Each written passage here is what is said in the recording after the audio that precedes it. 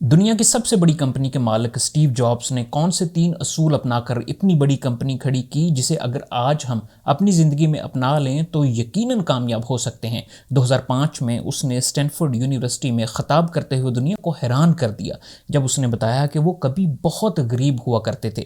وہ ہاسٹل میں فرش پر سوتا تھا، وہ کوک اور پیپسی کی خالی بوتلیں بیچ کر ٹیوشن کی فیس ادا کرتا تھا، اور کھانا کھانے کے لیے جب اس کے پاس پیسے نہیں ہوتے تھے تو وہ قریبی مندر میں جا کر کھانا کھاتا تھا۔